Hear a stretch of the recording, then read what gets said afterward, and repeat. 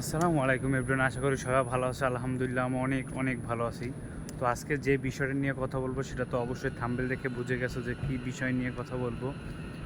তো আর বেশি কথা বাড়াবো না, তো চলো শুরু করা যাক। তো আজকে যে বিষয়টা নিয়ে কথা বলবো তো অবশ্যই সবাই থাম্বনেল দেখে বুঝে গেছো যে কী বিষয় নিয়ে কথা বলবো। আজকে আমারও মনটা খারাপ, ওর তো অনেক মন খারাপ আর অনেক একটু স্যাড আছেও। অনেকক্ষণ বুঝাইলাম, অনেক কিছু করলাম। তো ও থাকে অন্য সাইডে। তো অন্য সাইডে বলতে তোয়াজ নামে একটা জায়গা আছে, ওইখানে যারা সিঙ্গাপুরে থাকেন তারা চিনবেন, তোয়াজে থাকে। তো ওর সাথে আমার ট্রেনিং সেন্টারে আর কি পরিচয় হয়েছিল। তো ও আজকে আমাকে বলতেছে যে যে আর কি আপনার এমন একটা সমস্যা হয়েছে যে প্যারানর্মাল একটা জিনিস, যে একটা ভৌতিক বিষয় একটা জিনিস এরকম আর কি।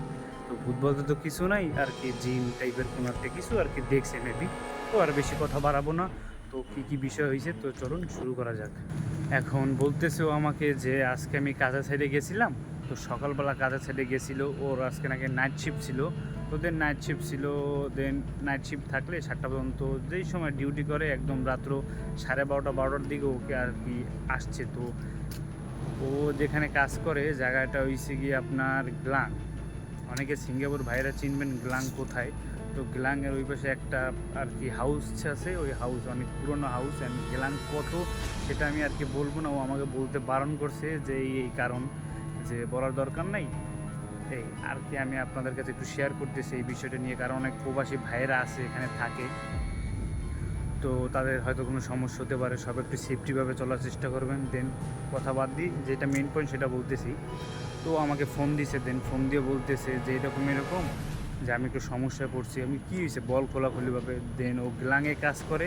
তো গ্লাংয়ে কাজ করে, ও গ্লাংয়ে কাজে গেছিলো। তো নাইট শিফট দেখে নাইট ছিল, ও ছিল আর দুজন লোক ছিল। তো দুজন লোক খাওয়ানোর সময় হয়েছে, ওর নাকি বলছে যে আমার এখন ক্ষুধা নাই, আমি একটু পরে খাবো। তো দেন ও একটু বড় বড় মতো একটু পরে খাইবো বলছে। তো করতেছে কি যে সিলিংয়ের উপরে দেখবেন সিঙ্গাপুর তো সিলিং পার্টিশনের কাজ আছে, যারা সিলিং বসায়। তো সিলিং পার্টিশনের কাজে ও সিলিংয়ের আর কি সব গুজগাছ করা হয়ে গেছে। তো ওই সাইডটা হচ্ছে একটু নিরিবিলি টাইপের, কোনো লোকজন নাই, কোনো কেউ কিছু নাই। তো একদম নিরিবিলি টাইপের এরকম একটা জায়গা আর কি। তো ওরা খাইতে বসছে দুজন, আর ও একা ছিল। ও সিলিংয়ের উপরে লেটার নিয়ে উঠছে, লেটার বলতে চঙ্গা বলে যেটা আমরা লেটার। তো ওই চঙ্গা নিয়ে উপরের দিকে উঠছে, একটা সিলিং খুলে ভিতরে দেখতেছে যে কী কী উপরে ধাতিং টাতিং অনেক কিছু থাকে আর কি, ইলেকট্রিকের তার তুর আর কি এরকম থাকে। ও দেখতেছে যে সিলিং কোন সাইড থেকে বের হয়ে গেছে কিনা বা কোনো একটা সমস্যা আছে কিনা, ওটা দেখার জন্য দেন উপরে উঠছে আর কি। তারপর যেই কাজ, যে উপরে ওঠার পরে, দেন উপরে ওঠার পরে ও আর কি প্রথম গুজগাছ করতেছে। তো উপরে উঠে যে ওরা নিজদের ডাক দিয়েছে যে আমরা আসি, তারপরে একসাথে সব গুজগাছ করবো মানে, যে এরকম এরকম তুই একা একা কিছু করি না, হয়তো পড়ে যেতে পারো বা কোনোটা কিছু কইতে পারো। তারপর আর সমস্যা নেই, আমি দেখতে আসছি যে ওনাদের আর কি, ও নিচের দিকে তাকাই ওনাদের সাথে কথা বলছে। তো দেন ওই টাইমে নাকি ও আবার উপর দিকে তাকাইছে, পরে সিলিংয়ের ওই পাশে দেয় একজন লোক বসা। লোক বলতে সাদা একটা কাপড় পরা একজন মহিলা, হয়তো ও বলছে একজন লোক বসা। লোক বলতে হয়তো মহিলা টাইপের বা পুরুষ টাইপের যেই হোক না কেন, সাদা একটা কিছু পরে ওদিক ফিরে বসছে আর কি। পিঠ, মানুষের যে পিঠটা থাকে না, পিঠটা ওর দিকে ফিরানো আর মানুষটা ওদিকে ফিরে বসে আছে আর কি।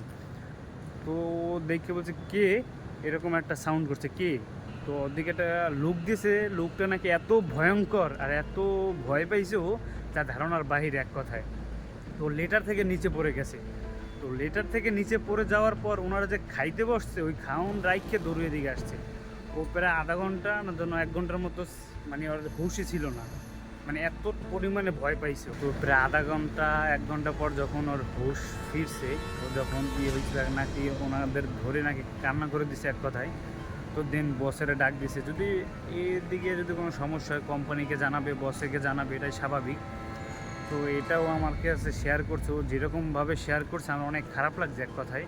যে এটা আদৌ সত্যি কিনা মিথ্যা এটা ও জানে, কারণ ও বন্ধু আমার, ও কখনো আমার কাছে মিথ্যা বলবে না। জাস্ট ওর কথা রিয়েকশন শুনে আমার হয়তো মনে হয়েছে যে জিনিসটা সত্যি, আর হওয়াটাও স্বাভাবিক।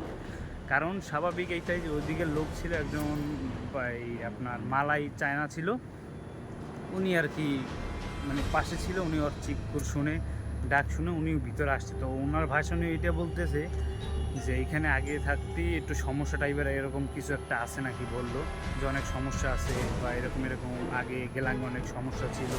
তো দেন এরকম নাকি আগে অনেক সমস্যা ছিল। ও বলছে আমি নতুন আসছে, আমি অত কিছু জানি না। তো তো দেন এতটুকুই বলছে যেখানে আপনারা যান, ওয়াশরুমে যান, যেখানে যান 2জন করে যাবেন, প্রয়োজনে 3জন যাবেন, একা একা কোথাও যাবেন না, এই সাইডটা খুব খারাপ। তো দেন এই আর কি বললো। তো তেমন ওর আর তেমন একটা সমস্যা হয়নি, আর কি ও একটু ভয় পাইছে। তো এই কথাটা শুনে আমার অনেকটা খারাপ লাগছে যে অনেক প্রবাসী ভাইয়েরা আসে, অনেক প্রবাসীর অনেক ইচ্ছা নিয়ে আসে, যদি তাদের একটা সমস্যা হয়ে যায় তো অনেক বড় একটা সমস্যা। কারণ অনেকের স্বপ্ন, অনেকের ড্রিম থাকে এগুলা, যে বিদেশে আসবো, ইনকাম করব। তো ভাই সব কিছু ভেবেচিন্তে কাজবাজ করবেন, সব কিছু দেখে শুনে একটু চোখ কান খোলা রেখে কাজ করবেন। তো যেখানে যাই করেন একটু সবার কাছে একটু পরামর্শ নিয়ে ভালো মন্দ দেখে একটু করবেন। তো সব জায়গায় তো আর সেম সমস্যা না, হয়তো কিছু কিছু জায়গায় থাকতেও পারে, এটা স্বাভাবিক, অস্বাভাবিক কিছু না। তো যদি আমার কোনো ভুল ত্রুটি হয়ে থাকে, যদি আমার কথা ও আমাকে যেমনভাবে বলছে ঠিক তেমনভাবে আমি বলছি, যদি তেমনভাবে বোঝানোর চেষ্টা করছি, তো সবার জন্য এতটুকুই বলবো যে একটু বোঝার চেষ্টা করবেন যে আমি কি বলছি। তো যদি কোনো ভুল হয়ে থাকে তো ক্ষমা দৃষ্টিতে দেখবেন। তো যতটুকু পারছি বুঝিয়ে বলার চেষ্টা করছি, আর সবাই কেয়ারফুলভাবে কাজবাজ করবেন, এতটুকু সবার কাছে অনুরোধ। কারণ আমরা বাংলার সবাই ভাই ভাই।